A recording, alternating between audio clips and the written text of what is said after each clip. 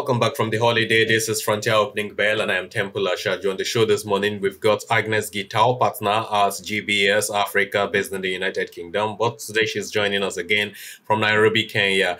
Agnes, it's good to have you on the show. Good morning. Good morning. Thank you. Bosin Omofaya, executive editor here at Frontier Africa Report, is also here with us to give us some analysis. Bosin, thank you for coming through. Morning. Morning, great. So let's now kick in with the markets, where the Nigerian exchange was marginally positive again yesterday, 0.01%, or on Monday rather, 0.01%. The PRVM exchange was positive, 0.53% on Wednesday.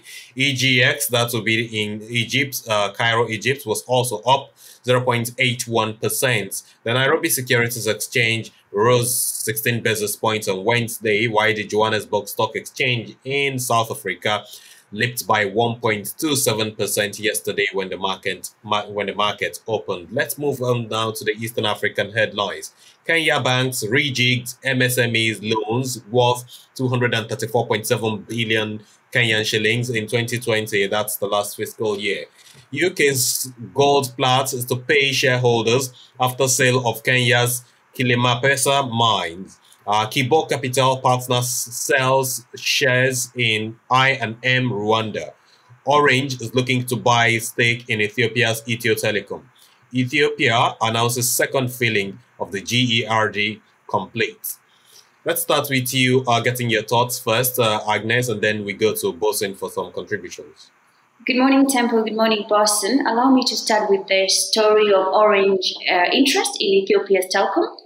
This is an interesting development.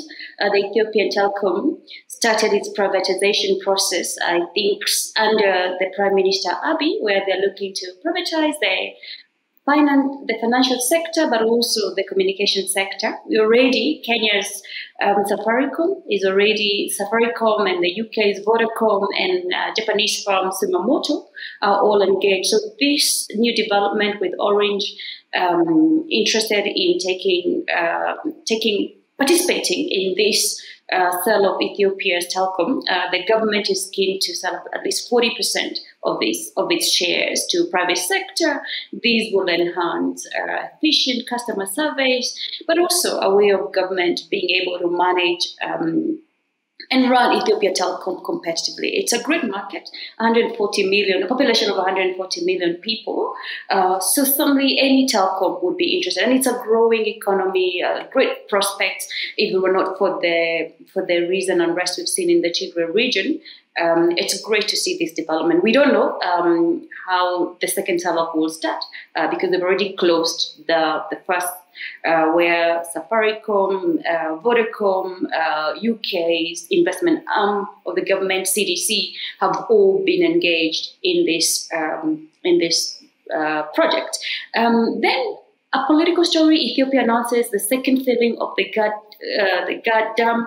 This has caused a lot of maritime disputes between Ethiopia and Egypt, and there is already negotiation through the AU. We've seen also involvement of the US government, obviously because they feel that these will have an impact on the Horn of Africa's politics. But Ethiopia is committed to this project in a way of producing energy, not only for Ethiopia, but also for the entire East African region. We wait and see. This feelings usually follows a lot of hype, and I guess we'll wait to see what Egypt and Sudan feel about this latest feeling. Thank you very much, Agnes. Bosin, now your thoughts. What are you learning about the Grand Ethiopia Renaissance Dam issues at the moment? Do you think these developments will bring about more conflicts between Egypt, Sudan, and Ethiopia as it's been? Well, Egypt, which is the main protagonist, Temple is running helter-skelter. Remember, just about a week or two ago, Egypt took the whole issue to the United Nations in the manner of speaking. I think the United Nations sort of pushed it aside. Then Egypt has gone all the way to the Middle East to look for friends to back it up in this struggle with Ethiopia. with getting Sudan on its own side and facing Ethiopia. But what has happened, as Agnes said, was that this $4.4 billion Renaissance Dam, Ethiopia is moving ahead and just going ahead to continue. The feeling is a whole lot of political hot wire up there. The United States is trying not to be too offended by what happens. I think they should just take the whole issue to the African Union. I think that is the best. But it looks like Egypt is leaning a little bit more to outside the continent rather than inside. And that is going to be a very difficult issue for this, trying to get the external bodies outside the continent to resolve a dam issue. I'm not sure if they're building a dam in Germany or in France or in Spain. They're going to be asking the African Union to intervene. So we have the African Union, we have all the instrumentality of states and sovereignty on the continent. We should resolve. We can't build a simple dam on Nile River in Africa and we're taking it all the way to the United Nations or the United States. Excuse me. We need to grow up on the African continent. All our African leaders need to wake up and rise up to the fact that if it's on the continent, let's try and resolve it here in a manner that is amicable to everyone. Let's just leave that there. Then we'll go to the Kenyan banks. Remember the whole forbearance last year. This is what this score is coming from Temple. If you remember, I'm sure Agnes also remember.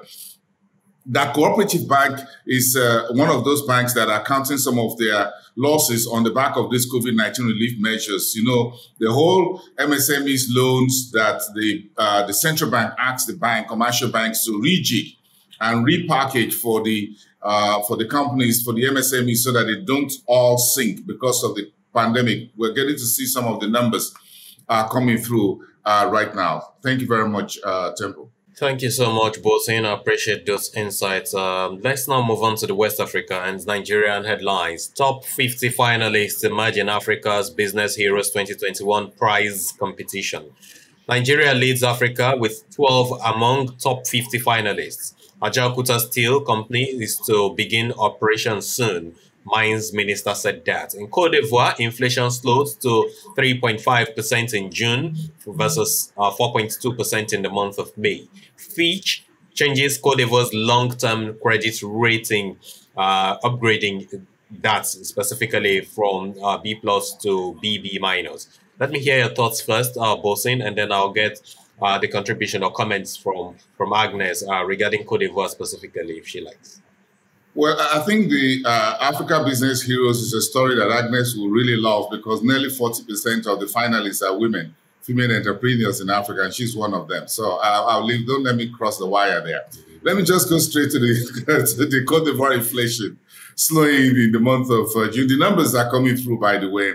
Fitch changing Cote d'Ivoire's long-term credit rating to BB- also played to the fact that a bit of some political reform or economic reforms are taking place within the this very key economic powerhouse within the Francophone West Africa. Ajaokuta Steel had been a moribund for as long as any one of us are alive and young or old enough to remember. What the mines minister says is going to happen. Temple, look, let me just tell you, when the plant starts working, you will know. It doesn't have to be announced. So let's just hang it there. When it starts working, you and I will know. Everyone will know. But to say that it's going to start operations very soon, that operation and soon could be anytime soon. Just like every other minister that has occupied that position have been ambitious. History is trying to be ambitious. We understand. Thank you, Bosin. Over to you now, Agnes. Let's hear your thoughts on these other headlines that Bosin is deferring to you. It has to be led by women, certainly.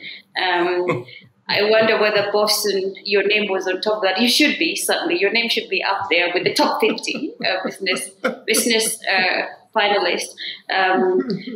And also on the credit rating for Cote d'Ivoire. Interesting. We've always talked about the rating agencies. Remember, they're not based. We don't have a strong rating agency in the continent. So most of the time we have to depend on Fitch or Moody's, and it's become really politicized. Some politicians get really cross with this rating agent. But obviously, Cote d'Ivoire, we all saw it coming. In fact, I was very surprised when Cote d'Ivoire came to the market to issue a Eurobond immediately after a political transition, which was marred with some really, instability. But can I tell you something? This means nothing to investors.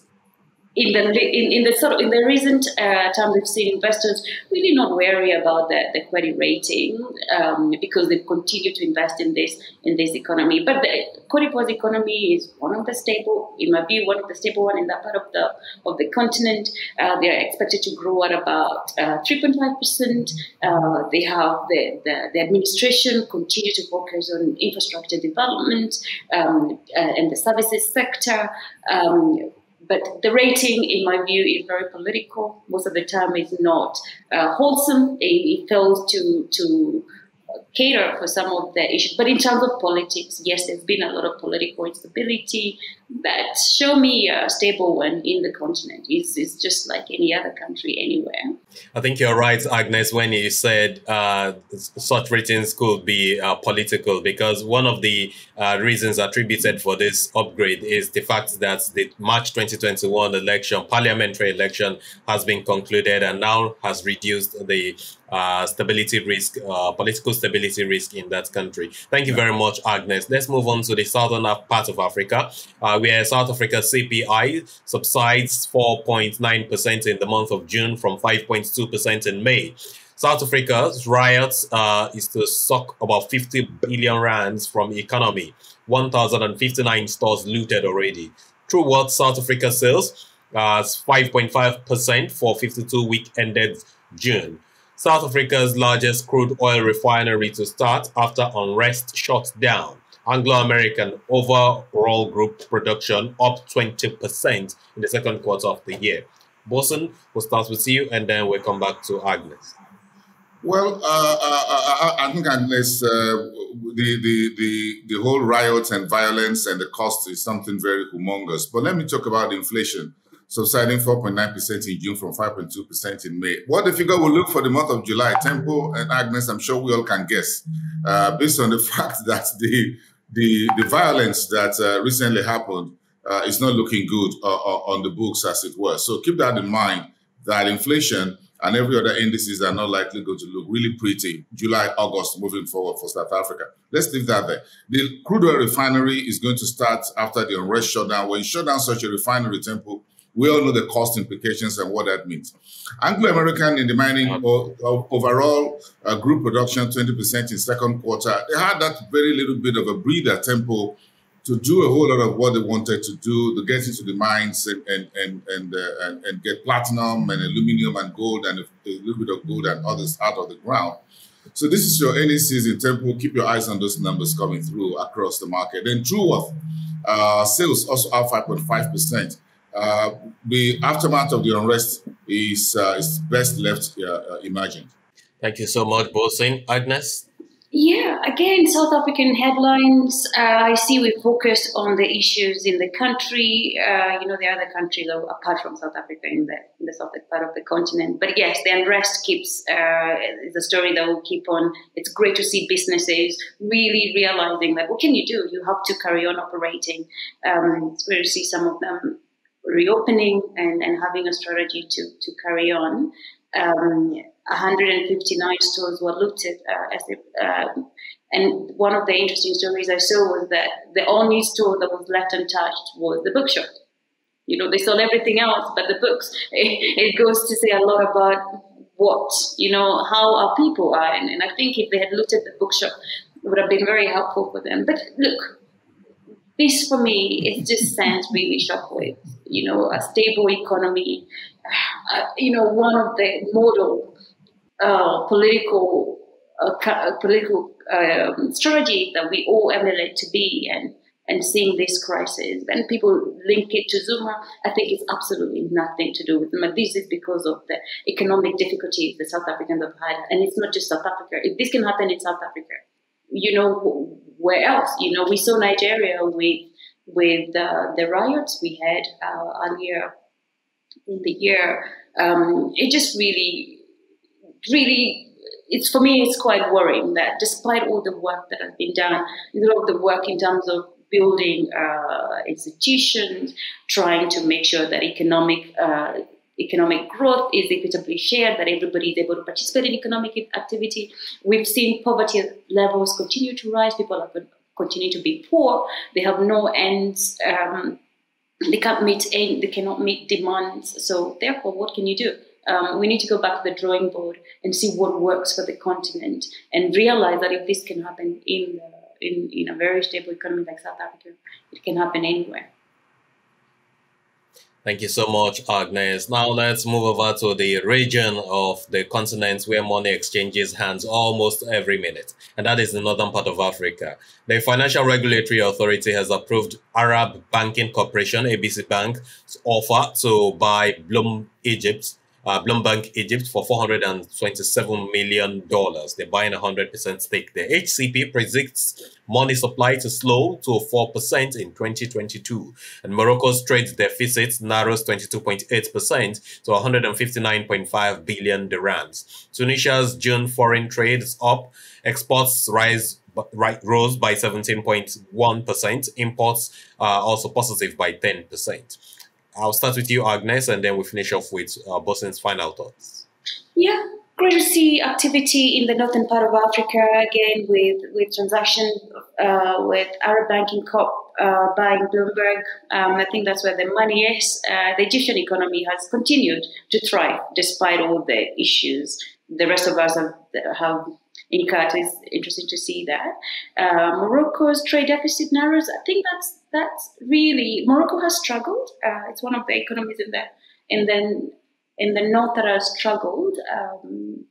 It's great to see that the trade deficit is narrowing to 22%. Right, thank you so much, Agnes. Bosen, your final thoughts? Well, my final thought is the Tunisia's foreign trade. The numbers look really, really good and surprising tempo. At half year, exports were touched around 27%, imports around 23.3%.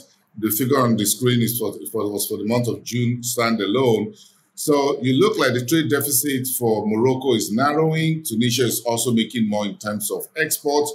These countries are a lot bit more industrialized, very close connection with Europe and mainland Europe. I mean, that is a little more of with the Middle East, the rest of the Sahel region, and a bit down for here. You know, we still eat Morocco's Titus fish in Nigeria. Been eating that for decades. So the market there is there for Morocco, for Tunisia. They know how to do business, and they're very strong when it comes to exports. Just to touch finally on the fact that we had the South Africa's monetary policy meeting today. The outlook is that interest rate will be left unchanged because of the COVID-19 and this latest unrest. The central bank will take a hold to try and find out what happens. Watch the atmosphere, watch how things will go at this July meeting. When they come back in September, then we'll have a better picture of where to move next. Mozambique is also holding its central bank monetary policy rate today. The outlook is to leave rates unchanged. Next week, we have Nigeria, Ghana, Kenya, and a few others also holding policy rate decisions. I think that's all for now. Thank you. Thank you so much, Bosen. And of course, we'll keep our eyes on all of the decisions of the monetary policy committees from all of these Federal Reserve banks or the central banks, as the case may be. Thank you, Agnes Gitau, partner at GBS Africa, for your comments and analysis on the show this morning. Bosen Omofaye, executive editor here at Frontier Africa Reports. Thank you so much as well for all of your comments. This has been the show for this Thursday, the 22nd of July, 2021. I'm Temple Ashaji. We'll see you next time. Bye for now.